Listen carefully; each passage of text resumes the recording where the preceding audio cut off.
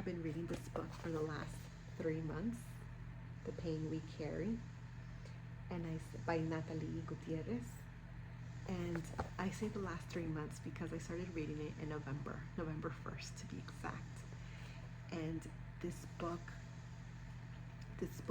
has spoken to me in so many ways, in more ways than I can describe.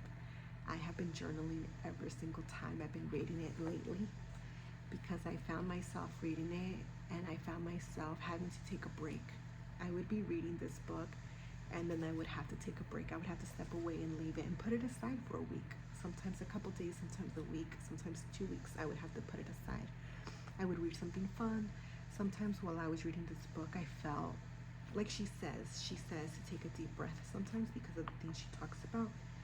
And whenever she would say that, I would take a deep breath. But not only that, I started realizing that I had to take deep breaths and I had to do something warm and comforting to nurture my soul, because this book, it spoke so profoundly to me. Everything it was saying was just right here. It was just touching every single part of me, and I needed to process that, and I also needed to do some grieving and some accepting and process that at the same time, while I'm also accepting that. How do I process that? How does it feel for me? Sometimes I would go for a walk, sometimes I'd go for a run, sometimes I would watch a movie just to laugh.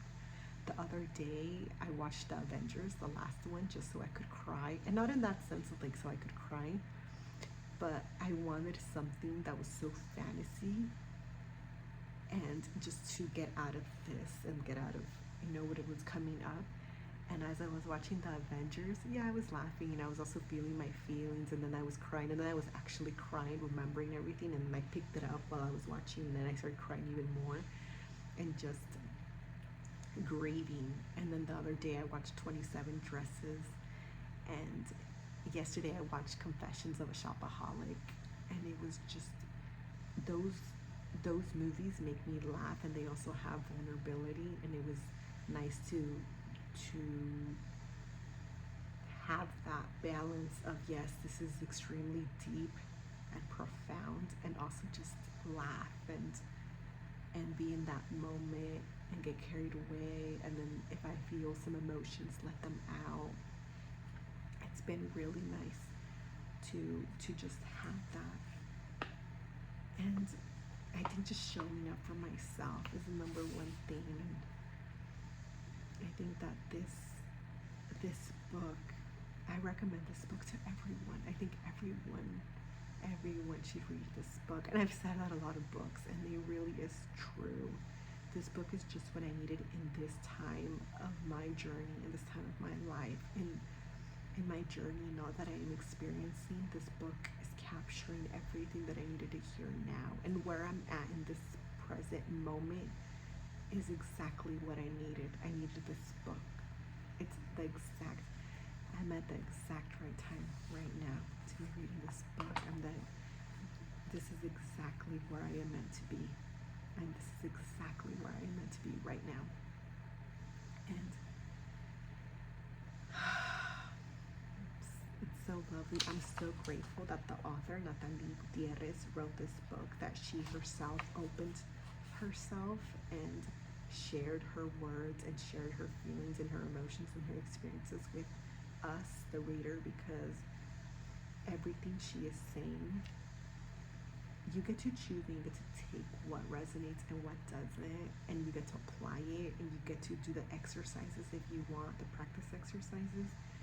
If you relate to that, then you get to feel what she's saying, and you get to grieve that, or process that, or journal about it. I've been journaling so much, and it has just been an amazing journey to be able to read this book and be able to journal about everything she's saying, everything that speaks to me. And I love that I can read this book and I can journal at the same time and let it all out. And I want to read some quotes, just a couple. Obviously, I can't get to everything, just some. On page 92, Shame doesn't leave room for empathy or compassion. Ironically, the more you try to understand your shame story, the more you'll find that deep down, shame feels vulnerable, and that your inner critic can be so vile at times because they live in fear. You have the ability to show up for yourself in all the ways you needed as a child or an adolescent, and you have the capacity to heal yourself. You are the source. You are the source. You are the source. So even in your darkest hour, where life seems to be falling apart and you feel like you can't hold on any longer, know that even in the face of danger, it's possible to hold your parts. I am doing such profound work, and this is all necessary. This is necessary for my healing. She says it, but to the reader, and I'm saying it as I am to myself. I am doing profound work, and this is all necessary for my healing. This work happens in layers over time. And then again, she tells you to take a minute to rest your mind, your body, and your spirit before heading on to the next part. And I love that she gives us that reminder. If we want to take it, we can, right? And we're not our pain. This is part 3. We're not our pain. It's called We Carry the Pain and Resources of Our Ancestors, while also reminding us that we are not our pain. If on page 94, if you carry a cultural legacy burden of racism that translates to assimilating to whiteness, you might code switch and hide your accent in predominantly white spaces, like work environments. You may do this to mitigate being othered and gain some acceptance. Because to be discriminated against and feel othered or devalued in the workplace can interfere with your being promoted, keeping your job, or having your skills seen. And we all have skills, but in a racist system, we all don't have the same opportunities.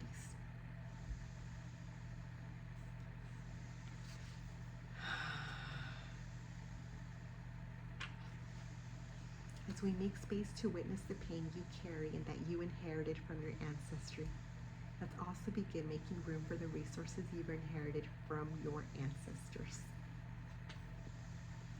That is on page 94, 95, and these are some stories that she shares, intergenerational trauma. Let's see.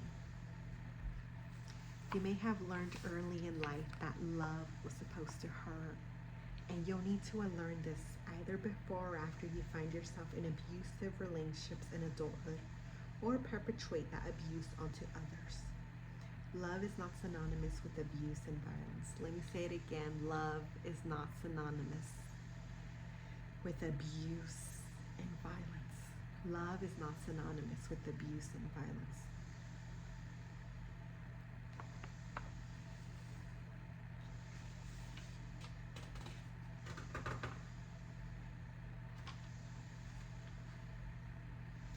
And it talks about relationships, and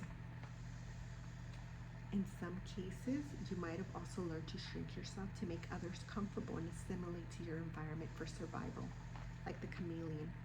And with racial trauma, you might have found yourself in childhood and in adulthood tending to the feelings of white people too, trying to avoid their misplaced anger or disapproval of you, even when there's a part of you that loathes yourself after you do it. And that caretaking of white people's feelings comes from the cultural legacy burden of racism. And then there's a journaling practice. You get to journal, and she gives you a practice. We learn conflict resolution from what we see growing up, and we often emulate it, whether consciously or subconsciously. These patterns of conflict can continue being learned and passed down throughout the generations. If you witness violence in your home, you might also try to resolve conflict through aggression, or you might go to the other extreme and avoid conflict instead. Neither of these extremes help us get our needs met. And then she talks about there's a reflection practice that you can journal about as well. And then we go on to chapter 9, which is titled Attachment, Wounding, and Grief in Historical and Intergenerational Trauma. And she talks about your childhood. Here we talk about childhood experiences, and I love these little reminders throughout each like paragraph or just any sentence. And she just says, take a breathe here. If you need it, stretch, have some water, anything to soothe and support yourself. And I just love those little reminders. I've been doing so much self-care as well. On page 106, and you might already know this, but if you have your own children, you may unknowingly put things onto them that don't really have anything to do with them and have everything to do with your own childhood wounds. Like sometimes deep grief in parenting shows up as fear when parents obsessively hover over their children, holding on to them too tightly and seeking to control their decisions and surroundings. If you have parts of you that try to shame you for that, make space for that shame and offer compassion if it feels sincere. And she talks about more stories.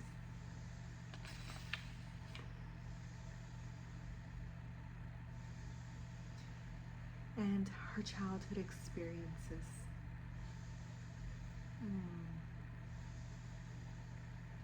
Think about your childhood. This is all about childhood right here on page 107. And then this. On page 108, I want to reassure you there's nothing wrong with you if you can't remember your entire childhood. Sometimes you might not remember because you have parts trying to protect you from the truth, especially when you had many painful moments as a kid. Saving yourself from remembering can be a way to avoid reliving your past hurt. And avoidance can be a powerful coping tool that keeps you from having to see, name, or own what is, even if it's coming from a part of you getting in the way of you remembering. And then releasing, witnessing your inner world. Seeing yourself is meaningful because it helps to heal the times in the past where you weren't seen. To dismiss your feelings or to hide from your emotions is invalidating yourself once more. Unintentionally repeating cycles of abandonment. Seeing yourself really matters. Seeing yourself really matters.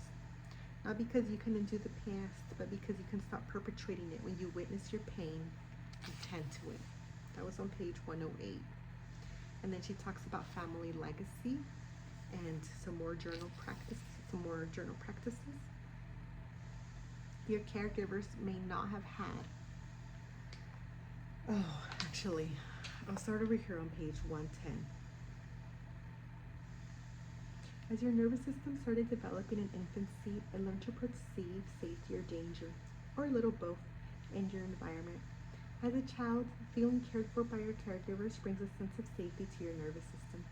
A sense of safety in your nervous system facilitates secure attachment and trust in your caregivers. But not everyone has the privilege of growing up with parents who felt safe and accepting. And sometimes even when your caregivers are caring at heart, they might be overworked, depleted, depressed, anxious, and angry, trying to survive and make a living in a system that perpetuates capitalism, racism, and ableism. Or you might have grown up separated from your parents because they lived in a different country, trying to work to provide for your family, and you grieve lost time with them. Your caregivers may not have had the emotional reserves to care for you in the ways you needed, as much as their hearts were in the right place to do so, and it may have caused grief in your life. Lack of safety and attachment wound you. You might also struggle with some conflicting feelings of anger and tenderness toward your caregivers. It can feel incredibly difficult when someone you love has betrayed you.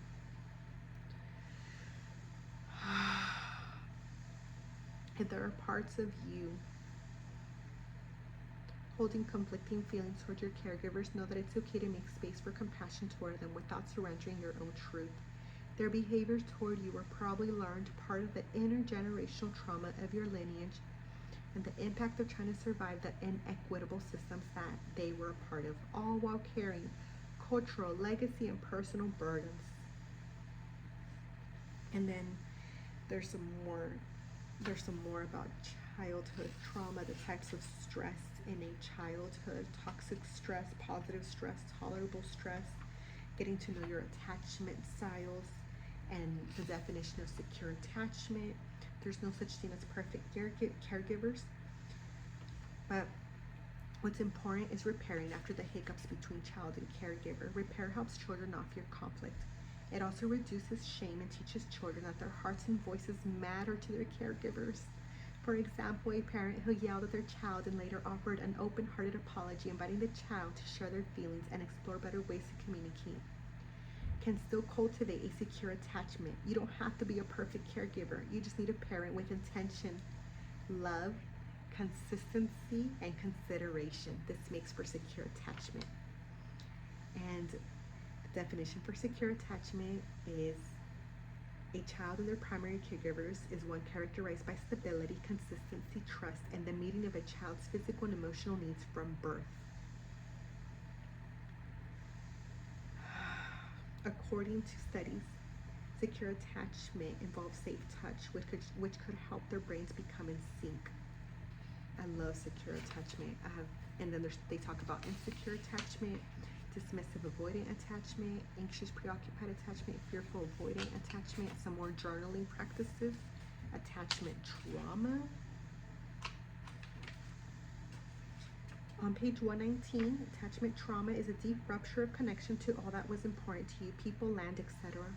One form of attachment trauma, a developmental trauma, the unhealthy relational and emotional development that occurs when a child does not experience safety, trust, or a secure bond with their primary caregivers in their earliest years. If a caregiver is unable to consistently meet their child's emotional and physical needs or is perpetrating abuse and neglect, attachment trauma is the result. And then it talks about all the attachment traumas that happens to infants and children, pre-verbal, pre-conscious trauma before you can even speak, before you even know what's going on.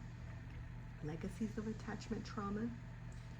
Legacies of attachment trauma also include all the burdens that are held around colonization, which can lead to the cultural genocide of the people who call it home, displacement from your homeland, genocide, enslavement, and loss of connection with your ancestors and spirit guides as kinship to roots, land, and home. Connections that are sacred to many Black, Indigenous, and people of color. These are also necessary to unburden and release when healing from complex post-traumatic stress. We bleed onto future generations when we're parenting and relating to others through the same attachment patterns our elders and ancestors needed for their own survival back then. Does that make sense? We bleed onto future generations when we're parenting and relating to others through the same attachment patterns our elders and ancestors needed for their own survival back then. The beautiful thing is that it's never too late to feel secure attachment with someone, and developing a secure attachment with someone can help you be more loving to yourself too. Then it talks about internal family systems, IFS. That was on page 121. Then there's another reflection, breaking generational curses.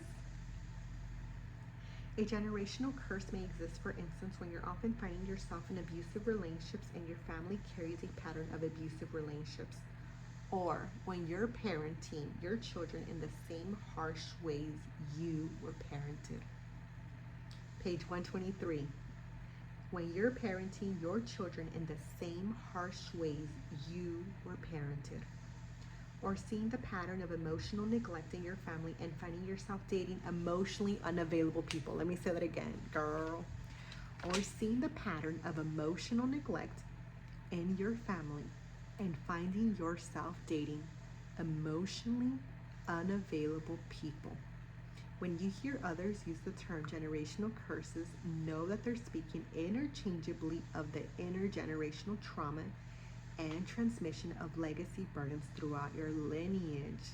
And then she talks about some generational curses and legacy burdens that can show a burden of scarcity, holding the family secrets. How many of you have ever had to keep a secret or were told, don't tell anyone about what happens inside this house, don't share with anyone, don't talk to anyone about your family.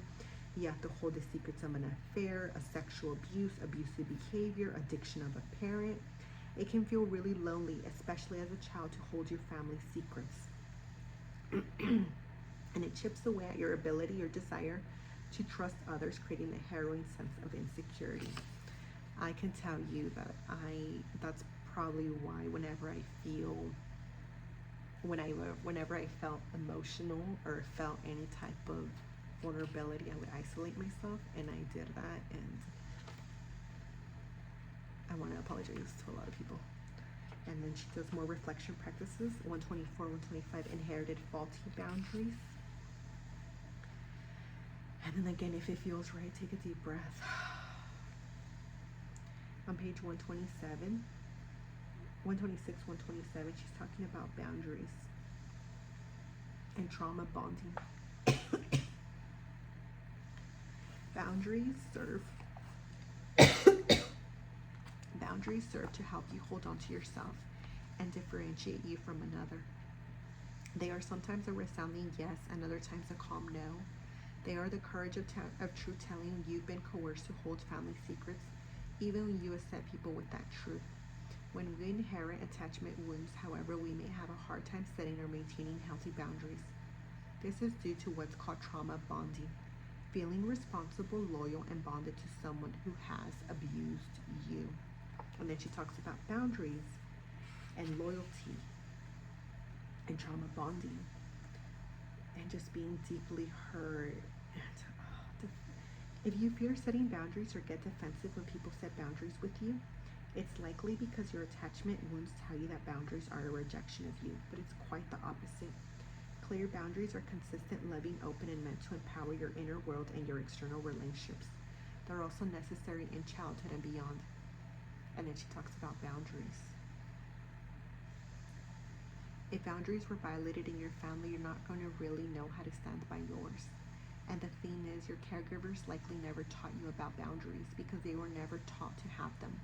When we consider the effects of historical trauma in your ancestral lineage, past pain taught your elders that they didn't have a right or power to advocate for themselves. And worse, standing up and speaking out led to harsh punishment or abandonment. Your elders may not have taught you to have a voice because they taught themselves to be silent to survive. Page 127. Be gentle with yourself. As you're reading a book or any book that really resonates and is bringing up a lot of things, be gentle with yourself. Chapter 9, it talks about our ancestors. A lot of journaling practices, a lot of guided visualization and journaling practices. And then part 4, simply existing is often dangerous within a system that betrays you.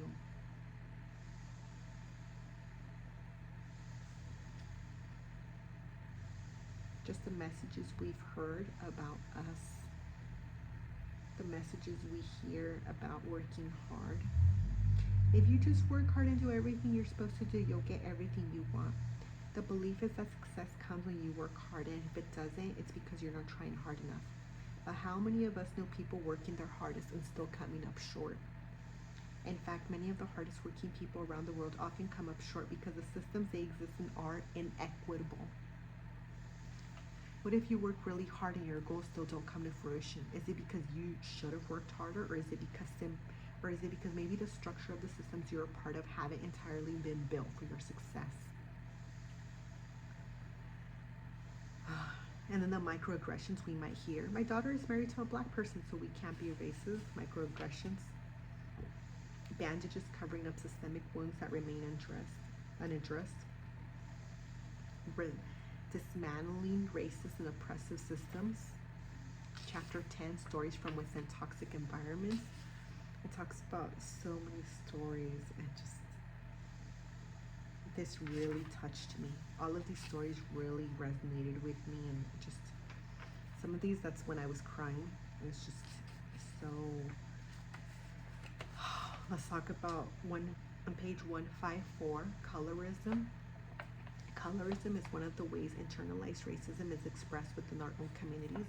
When you've been taught your skin color is unappealing and carries the cultural burdens of racism, you internalize this message and grow to also put that narrative onto others.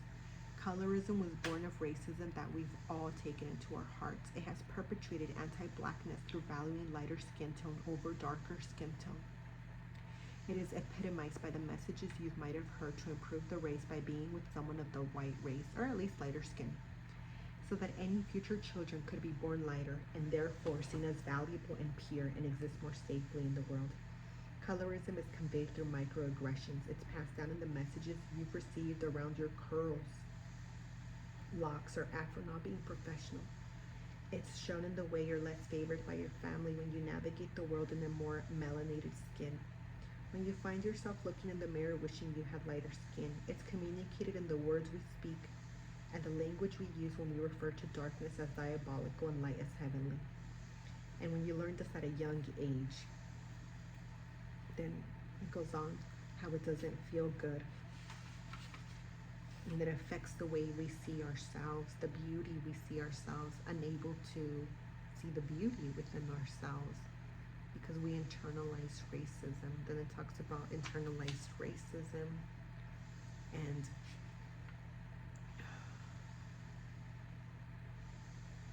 if your ancestors were enslaved, were colonized, and faced genocide, you may fear being captive, stolen from, denied access, and dismissed or erased, which brings up feelings of urgency to catch up, particularly to white people. It's the feeling that you don't have enough time, that there's not enough money, that you haven't studied enough or don't know enough, even after countless hours of studying, and that your very essence isn't enough. You might find yourself crying, grieving for your goals that feel unattainable because of internalized racism. You live trying to catch up, chasing an expectation of enough that cannot be met because these standards are rooted in white supremacy culture and are insatiable and unrealistic. And then we internalize racism. You internalize racism in the environments you're raised in, from the systems you're a part of, the institutions that teach you, and the laws that govern you. You learn by watching who's more accepted and who's not. You see which skin tones are revered and which aren't. You see whose actions are criminalized or pathologized, and who gets more compassion. And then internalized racism begins to manifest in colorism and microaggressions onto others. Internalized racism can also show up in the form of imposter syndrome. That was on page 156 to 157. It talks some more about imposter syndrome. Have you ever felt like an imposter in your life? With imposter syndrome, your inner critic becomes loud and is driven by fear, working hard to help you survive the people or things, evoking cues of danger in your environment, which can include your own success, people seeing and acknowledging you or saying nice things to you. Unfortunately, as a survivor of trauma, sometimes you can experience the kindness of others as a threat if it becomes associated with violence and abuse for you. Imposter syndrome will have you walking into places minimizing your worth and devaluing yourself because of trauma. As a Black, Indigenous, and person of color, your imposter syndrome comes from internalized racism because of the cultural legacy burden of racism. It is internalized white supremacy culture, feeling like you're not enough because of your race. When you and your family have experienced discrimination, it's likely you've internalized the message that you don't belong.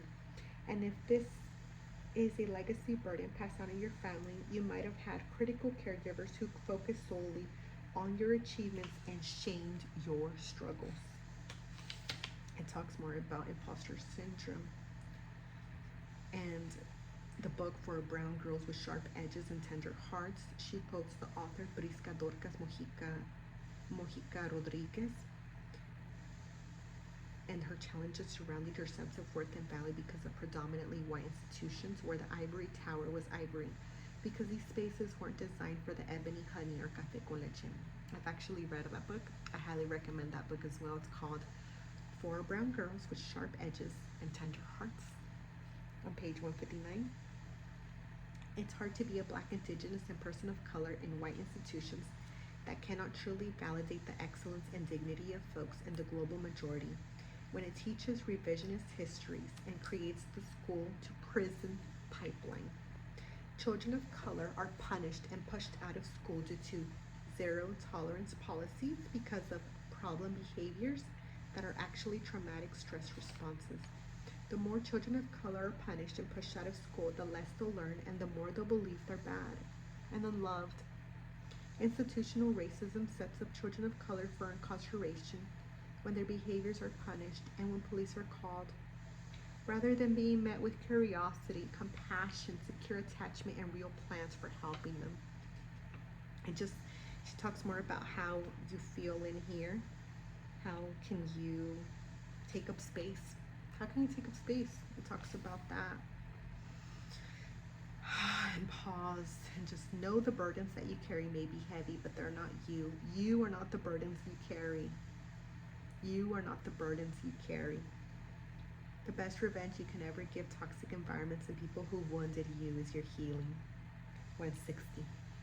And then chapter 11, deepening our understanding of the cultural legacy burden of racism, systemic racism, institutional racism, interpersonal racism, internalized racism, how it all connects. Some more journal practices, connecting with yourself.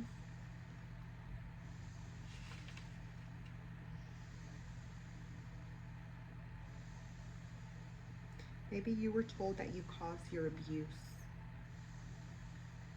Trauma survivors can struggle to feel safe connecting to their own self-energy because experiencing the qualities of the self, like a sense of calm, can feel threatening. Do you struggle with owning your power and self-energy because you fear what might happen? It makes sense that you'd feel afraid to feel powerful or calm if you were abused or neglected as a child. When you exhibited those qualities of self, such as compassion, creativity, courage, confidence, connectedness, clarity, calmness, and curiosity. When you're experiencing abuse or neglect, you learn early on that yourself isn't trustworthy because you were bad. Putting your guard down and connecting to your self-energy can feel risky to younger parts of you that carry shame and fear of being hurt again. Talks about the self, take some more journal practices, and then think about everything that she's talked about, the whole book. Chapter 12, live intentionally to change an unjust system. And then, the power of choice, all the choices, the powers we have, the I ams, the resilience. The more you unearth your individual and collective power, the more courage you will have to change unjust systems and rest in the process. You deserve your mental, emotional, physical, and spiritual freedom. Page 180. Collective healing. We desperately need collective healing. Everyone, she says, in my vision for the future, I see everyone making strides toward their healing. The disease of white supremacy no longer exists, and we're all healing from its toxins. You are being your most authentic self, and your tears are being met with tenderness. You walk right into a room and know that you belong and take up space there. More journal practices. I remember this particular time I went to this coffee shop, and I love that coffee shop. I'm always there. And for some reason that day, I paid attention and I noticed, and I said, wow, I'm taking up space here. I'm the only Athena woman here, and I knew in that moment, and I was like, wow. And I felt proud. I felt amazing to know that I was there, and I felt that power. I felt my own power. And this book has just been, I'm so grateful. I'm so grateful that I read this book, and that I took as many deep breaths as I needed, and that I soothed myself in all the ways that I needed, and I learned new ways, and